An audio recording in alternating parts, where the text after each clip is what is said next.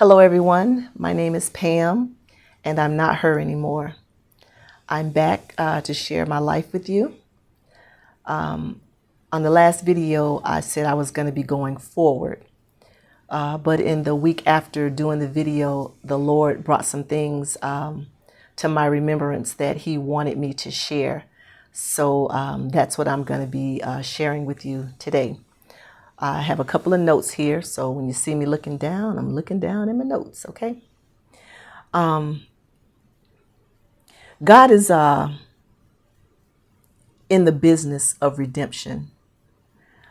He's in the business of renewal and resurrection, of reconciliation, rebirth.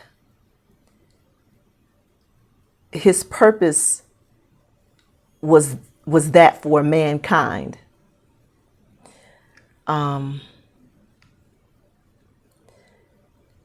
So when we're operating in forgiveness, it's a part of the plan that God had before the foundations of the world, because He forgave all, right? I wanted to go back and revisit the situation I told you about earlier, which is the young woman that molested me, and that she was a trusted friend of the family. And I know I told you all the story of the car and how too many times we're overlooking things that we need to look into a little bit more. I remember the first time that I saw her again as a woman. I was a woman, and we had a family reunion. And that evening, all of us was meeting up at a club so that we could hang out. And when I got there, the family members were sitting off in the back of the club. And when I walked in, I started looking around and I spotted them. So I was headed in that direction when I heard someone call my name. And I turned to see who had called my name. And when I turned, it was her.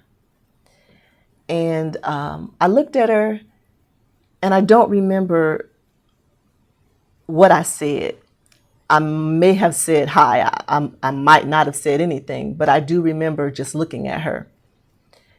And she just said, "Pam."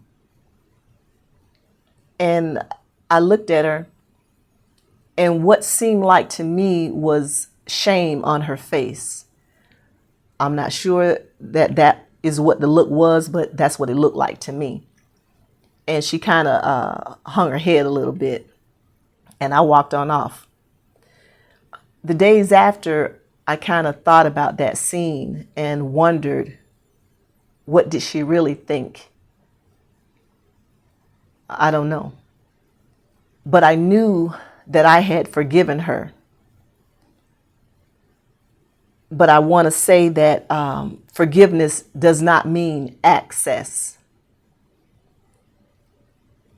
It doesn't mean that someone has access to you anymore because you've forgiven them. But what I want you to understand, that it's tricky because there are some situations where you forgive, and yes, those people are allowed back in your life. And you have to have an understanding and a relationship with the Lord so that He can lead you into whom those persons should be. Because with the forgiveness, and hopefully on their part a repentance, there should come a change of action. Not just saying you're sorry, but a change of movement, of motion. You should be able to see the forgiveness. You should be able to see the repentance. You should be able to see a growth, not doing the same thing that you were continually doing. So it depends on the situation. Okay. With this particular person, we were not going to have a close relationship. Not because I wasn't desiring it or they were desiring to have a relationship with me, but just because we just did not run in the same circles. So it wasn't going to be a thing where I was going to have to continue to see this person. So it was a thing of forgiveness and letting it go. I remember when I finally did come on to Facebook, and they had sent me a friend request. And when I saw it, my thought was, okay, am I going to friend this person? Am I looking to, I guess for myself, it was like I was looking to see if I had truly let it go, and was I going to be able to now accept them as a friend. And I did. I accepted them as a friend, on Facebook.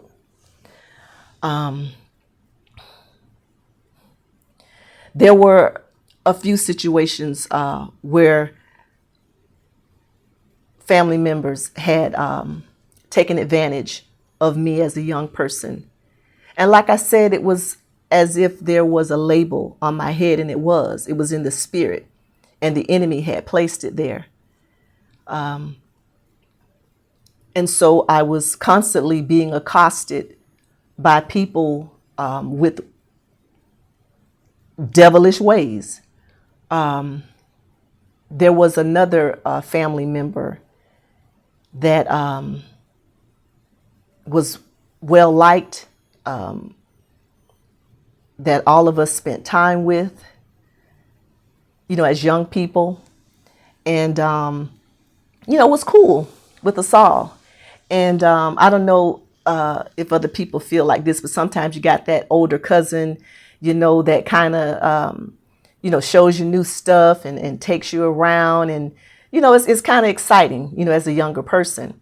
And I remember that's what this cousin had done. It was a male cousin. And he wanted to come and, just kind of, take me out to eat and just show me some stuff. And so I was all excited, about this. And, I'm going to get to go out with my big cousin, and we were going to do some things together. And he told me we were going to go to the movies. So I was excited about going to the movies. So we went, and we drove up to this small building. And I really didn't know the building to be a movie place, but he told me that it was adult movies. So, of course, I'm curious, in my teens, and I'm just like, okay, adult movies, let's see what this is going to be about. Well, we went into the movies, and it was this little room, like a box, and it was all dark. And I could see just a few people that were men that were in the place. And the movie wasn't on yet, so we sat down. When the movie came on, it was a pornographic movie. So this was the first time that I saw a pornographic movie. Okay, lots of illicit sex was happening on the screen. And I was giggling. I was giggling and laughing because it was funny to me. I had never seen anything like this, but I thought it was funny. And this is, again, a trusted family member that is trusted with my care, and that I'm sure that my mom or their mom didn't think that they would be taking me to see something like this. We left. No, let me go back. Before we left the movies, he kept putting his hand on my leg. And I really didn't think anything about it at first. But, I would kind of, push his hand off, and we would be laughing, just talking about the different scenes that we were watching and how gross it was and ha, ha, ha. But it kind of didn't feel right, but I kind of pushed. I pushed it off. I just thought, okay, I'm just being weird. Well, we left the movies, and then he took me out to dinner. So this was a big deal. I think we might have even gone to Red Lobster. So, back then I'm a kid, Red Lobster was a real big deal. So I went to Red Lobster, and, I got to order what I wanted, got to, eat the lobster and crabs and stuff. And it was fun. It was nice, for your big cousin to kind of take you out. And so I felt privileged. It was getting kind of late, and he said that he wouldn't be going back home, that he was going to end up staying at a hotel. So he was going to end up getting a hotel room and staying there. So as we drove back home, he stopped to this hotel and asked me, was I going to come in? So I told him, no, I'll just wait, because he told me he was going to go in and get something, and then he'd come right back out and take me home. So I said, oh, well, I'll just wait in the car. So I waited in the car, and he didn't come back. It was 10 minutes went by, 15 minutes went by. Back then I wore a Mickey Mouse watch, and which my grandmother had gotten me from Disney World a long time ago. So I was kind of keeping the time with that.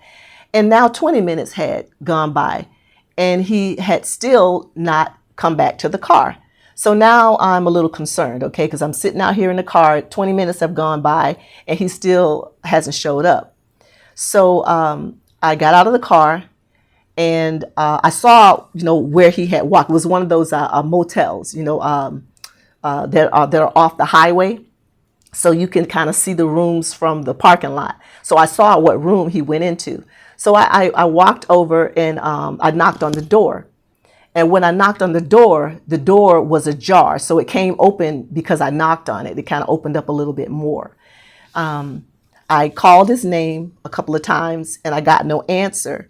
So I walked on into the room calling for him. And the room was dark, so I was kind of looking around for a light switch. And I finally came across a light switch on the wall. I turned it on, and he was laying in the bed. So I said to him, what are you doing? You left me in the car. You're supposed to be taking me home, and we're coming in here and getting something, and you never came back. Why are you laying in the bed, sleep? And he just said, oh, I was tired, and I just sat down for a moment, and I must have just laid back and fallen asleep. So I was like, okay, well, cool. Well, let's go now, because you need to take me home. So he said, well, give me a few minutes. I just need to go to the bathroom. So I'm sitting and I'm waiting, I'm sitting on a chair, and I'm waiting for him to use the bathroom and come on back out to take me home. So he comes out of the bathroom, and he sits on the bed. He said, well, don't you want to talk a little bit longer? And I'm like, well, I'm supposed to be at home at a certain time. So unless, you're going to tell, my mom that, we hung out later, you need to, get me home. So he begins, okay, I'll just, we can stay just a little bit longer, and I'm just going to talk with you. Now, I'll tell your mom, everything was cool, whatever, you with me, you with your big cuz, so it's okay. So we're sitting there and we're talking, and he begins to tell me how much he likes me and how beautiful he thinks I am. Now, this is my big cuz. And I've been told I'm cute before. So and cousins have told me I was cute. But this was coming off a little, crazy. So thank you, appreciate you, whatever. So now he tells me that he wants to be in a relationship with me. And I tell him that, okay, first of all, we're cousins. So there's no way you and I can be in a relationship, because we're cousins. And he begins to say to me that we're not cousins. I'm pretty sure I know that you and I are cousins. We're in the same family. After his denial of us being cousins, he proceeded to pull me, because he was sitting on the bed. I was sitting on a chair. He got up. He grabbed my arms and began to try to pull me on the bed, and was saying that he was in love with me, and he wanted to have me. Okay. I'm starting to cry now, because I'm realizing that I'm in trouble, and that this person, my cousin, has a serious problem. First of all, because he's telling me that we're not cousins, and I know that we are. I'm realizing I'm in a hotel room with this man, and he is trying to pull me onto the bed. It took me back to when I was younger and not being in control of the situation, and being hurt yet by somebody else that's supposed to protect me, somebody else that's supposed to love me, that is supposed to keep me safe. He pushed me onto the bed. I wore, I believe I had on, I don't even remember, y'all. I don't remember what I had on, whether I had on a dress or whether I had on pants. But I remember him getting into my clothes. I was crying. I did not scream out for fear. Again, it just took me back. So I was petrified. Felt like paralyzed. That's the word, paralyzed. He took advantage of me. He raped me. And while raping me, kept telling me how much he loved me and that he wanted to be with me. Once he was finished, he began to put his clothes on. I laid there just, I don't know, demolished, feeling like how stupid I was to believe that this person only wanted to take me out and be nice to me and to show me some new stuff, that I should have got it when he took me to see a pornographic movie, but I didn't. I just thought it was a big cousin just showing me some new stuff, even though it was dirty stuff. He told me to get up and get dressed. And so I did. I got in the car. He drove me back home. And on the way, he kept saying, you have to understand, that I love you, that I love you. I want to be with you. And I couldn't say anything. I was, I guess I was in shock, would be the right words. I was in shock. I remember just kind of looking out of the window and not even knowing what my thoughts were at the moment, but just hearing him say he loved me. This is what you call love. When we got to the house,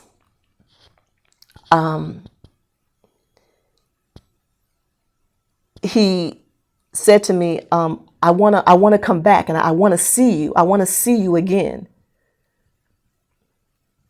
These are the words that came out of my mouth. I looked at him and I said, if I ever see your face again, I'm going to tell everybody what you did. So if you don't want anybody to ever know, you better not ever let me see your face again. And I walked in the house.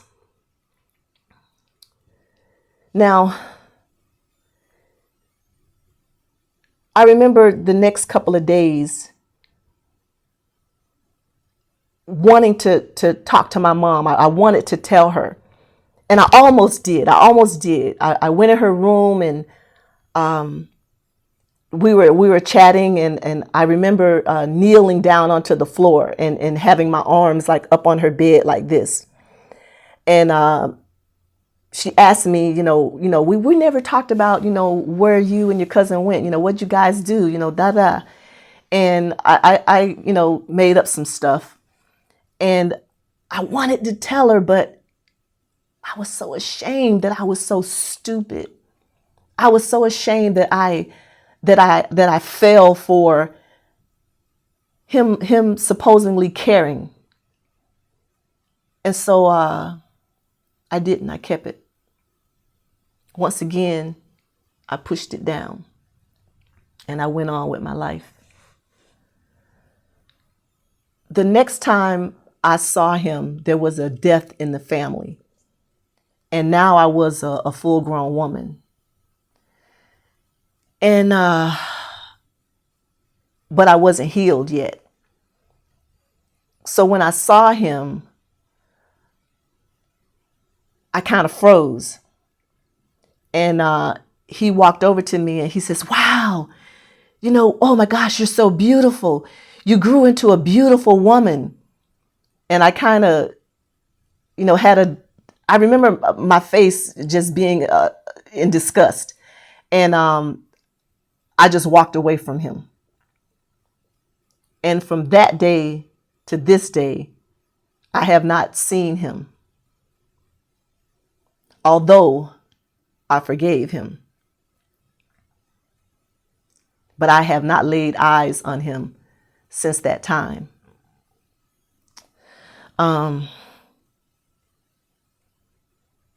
Talking about this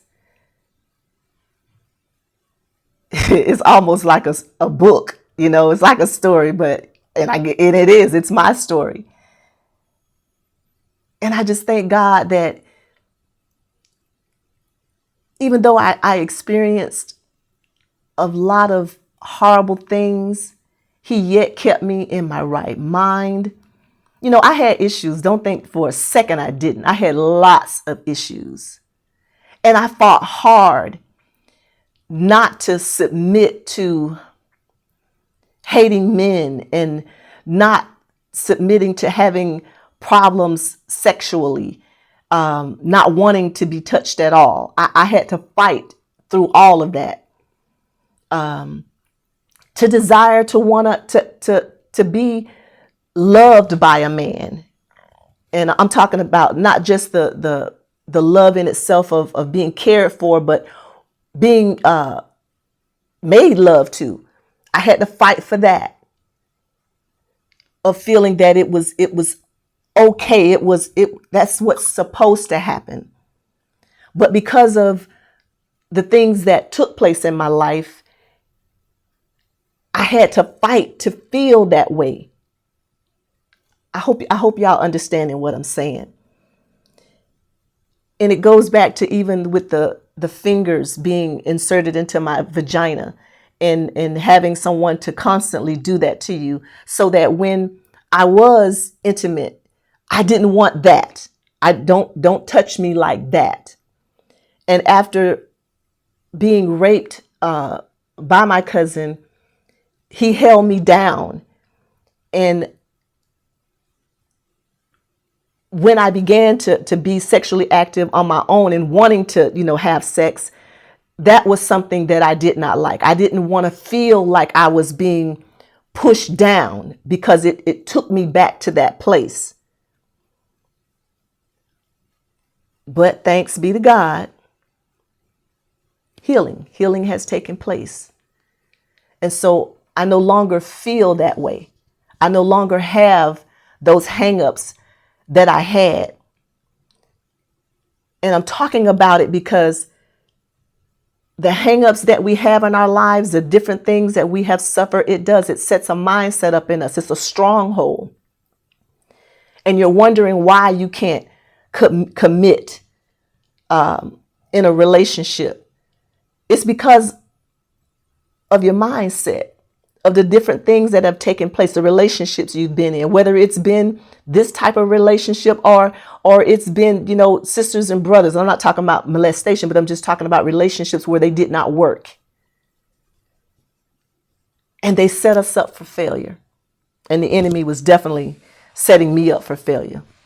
He wanted me to walk around with a defeated mindset of never being loved, never having a man that was truly going to love me for me, but that was always just going to see a pretty face or some long hair or a body, but never really seeing who I was as a person and loving the creation that God made, but already having in their mind their own opinion and view of who I was.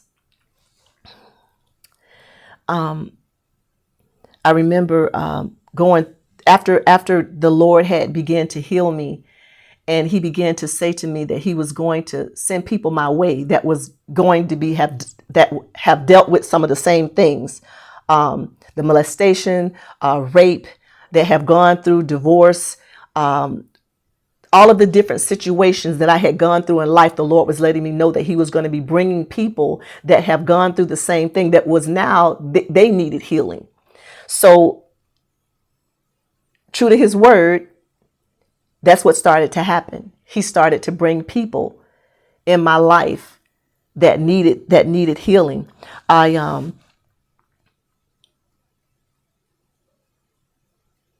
want to talk about men and their healing. They need this as well. It's not just women, as I said before, that have gone through molestation and rape. Women molest, women rape. Yes, women rape. They have sex with little boys. They have sex with little girls. And I know that society has said that, make our men feel like if you're a boy and some older woman is coming on to you, oh, that's a great thing. But it's not. It's not a good thing. It's not a good thing for any child to be taken advantage of, sexually or otherwise. It is not. And for a man to think that it's okay for his son to be molested and brought into sex with a grown woman, something's wrong with you, sir, if you believe that's okay. I had the pleasure of meeting several men that the Lord put them in my life, or put me in their lives, however you want to view it. And he allowed me to share my story. And when I did, they came forth and they told me the things that had happened to them. A couple of them had been molested by women, and had the sting of rape by women. And it was not pretty. And I could see why they had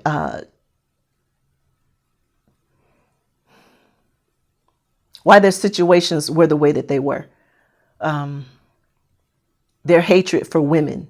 They didn't view it as hatred, but that's exactly what it was.